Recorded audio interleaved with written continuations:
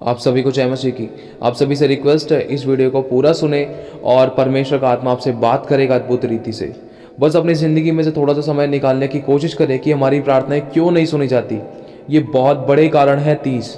अगर आप ये जान लोगे तो आपने बहुत कुछ जान लिया, तभी आप समझ पाओगे। अगर आपको पाप के बारे में ही नहीं पता है तो आप किस पाप की क्षमा मांगोगे। हमारी प्रार्थनाएं क्यों नहीं सुनी जाती। अब परमेश्वर का वचन कहता है परमेश्वर का आत्मा आपसे बात करेगा, क्योंकि तूने सभी पापों से पश्चाताप नहीं किया, क्योंकि पापों से मन नहीं फिराया, क्योंकि तू होठों से तो मेरा आदर करता है लेकिन तेरा मन मुझसे लगा नहीं है, क्योंकि तूने अपनी मांगी हुई मन्नत को पूरा नहीं किया, क्योंकि तूने मेरी उपस्थिति में सावधानी नहीं बरती, क्योंकि तूने व्यर्थ और झूठी बातें की हैं, क्योंकि तूने मेरे वचन को हल्के में लिया और मेरा ठट्टा हंसी मजाक उड़ाया है, क्योंकि तूने अपनी माता पिता का आदर सम्मान नहीं किया, क्योंकि तूने मेरे पुत्र को बार बार पाप करके क्रूस पर चढ़ाया है, और तूने अपने मिलने जुलने वालों को कभी माफ नहीं किया, क्योंकि तूने अपने परिवार को माफ नहीं किया, क्योंकि तूने अपने शत्रुओं से प्रेम नहीं किया। तेरी प्रार्थना इसीलिए नहीं सुनी जाती। और भी बहुत सी बातें तू जरा ध्यान धर के सुन, अपना कठोर हृदय को नम्र कर, क्योंकि तूने बुराई से बैर नहीं रखा, क्योंकि तूने अपने शत्रुओं से प्रेम नहीं किया, क्योंकि तूने मेरी उपस्थिति को तुच्छ जाना है, क्योंकि तूने मेरे पवित्र आत्मा को शोकित किया है, क्योंकि तूने अपने भाई से जिसे तू देखता है बैर किया, तो तू मुझे जिसे तू नहीं देखता कैसे प्रेम करेगा।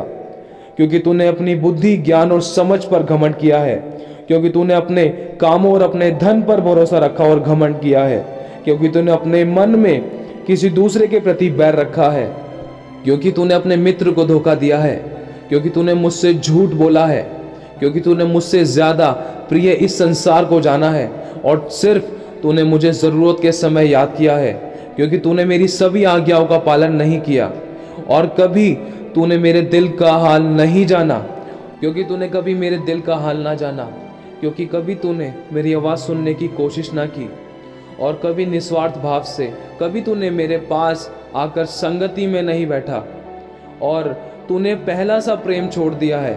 अपना प्रेमी किसी और को तूने बना लिया है, क्योंकि तूने मुझे ऐसा कुछ दिया कि मैं रोया। और बस इतना कहूँगा कि जो मेरी दृष्टि में बुरा था तूने वही किया, और अब तू मन फिरा और मेरे पास फिर से लौटा, निस्वार्थ भाव से लौटा। मैं तुझसे फिर से कहता हूँ कि मैं तुझे फिर से उठाऊंगा और अपनी आत्मा के अनुसार चलाऊंगा। मैं वादा करता हूँ तुझसे कि जीवन भर तेरे सामने कभी कोई ठहर ना सकेगा। जैसे मैं मूसा के संग रहा वैसे मैं तेरे संग भी रहूंगा। ना तो मैं कभी तुझे छोड़ूंगा, ना तो मैं कभी तुझे त्यागूंगा। इसलिए अपनी कमर बांध और दृढ़ हो जा और भय ना खा। तेरा मन कच्चा ना हो कि जहां जहां तू जाएगा वहां वहां तेरा परमेश्वर यहोवा तेरे साथ रहेगा। जिस जगह पे कदम रखेगा वो जगह मैं तुझे दे दूंगा, और तेरे संकट के समय ती सहज से मिलने वाला सहायक हूँ। जब भी तू मुझे पुकारेगा मैं तेरी सुनूंगा। संकट में मैं तेरे संग रहूंगा और मैं तुझे छुड़ाकर तेरी महिमा बढ़ाऊंगा। इस बात पर विचार कर और फिर से लौटा, क्योंकि थोड़ा सा खमीर पूरा गुंदा आटा खराब कर देता है।